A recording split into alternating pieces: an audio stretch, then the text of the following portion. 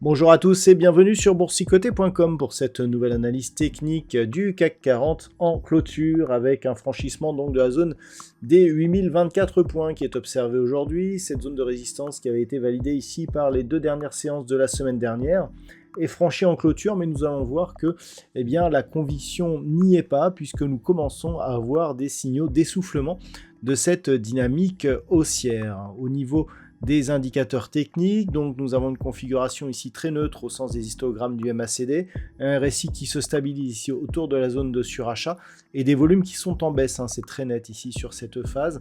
On peut voir ici que sur les 4 dernières séances donc, qui matérialisent la reprise haussière du mouvement, on a des volumes qui sont bien descendants.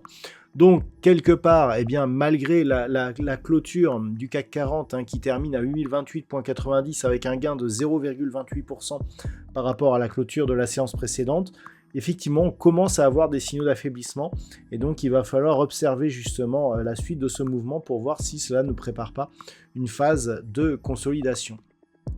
Au niveau du palmarès des valeurs, nous avons donc quelques belles hausses au niveau de l'indice, à commencer par Société Générale qui gagne plus 3,64%, suivi par ST Micro et Bureau Veritas qui sont sur des hausses légèrement inférieures à 2% derrière, et Silor Luxottica et Téléperformance sont sur des hausses légèrement supérieures à 1,7%.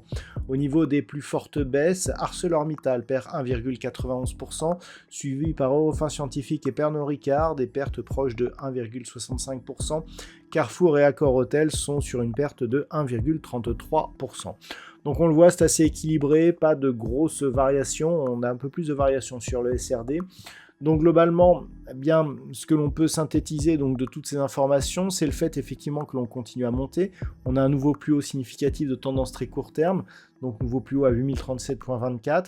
On a un nouveau plus haut en clôture, mais globalement, avec ces volumes qui baissent et ces mouvements ici qui se ralentissent, on a aussi les bandes de Bollinger qui sont en train de fortement se resserrer, une moyenne mobile 20 exponentielle qui passe sous la moyenne mobile arithmétique.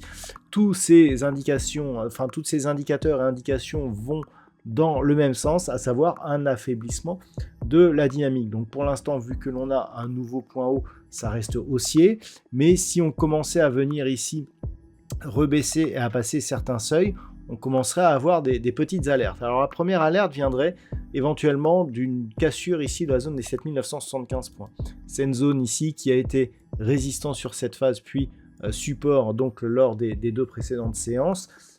Pour, valider la poursuite du mouvement, doit rester support. Si elle se retransforme en résistance, ou si elle est cassée à la baisse, clairement, on a une phase d'affaiblissement. Ici, nous avons une petite zone de gap qui reste ouverte. Cette zone donc des 7910 points est aussi importante et nous donnera un éventuel signal.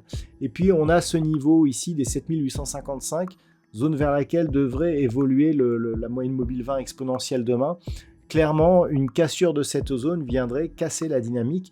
Depuis cette accélération, ici, il n'y a plus de contact avec la moyenne mobile 20 exponentielle.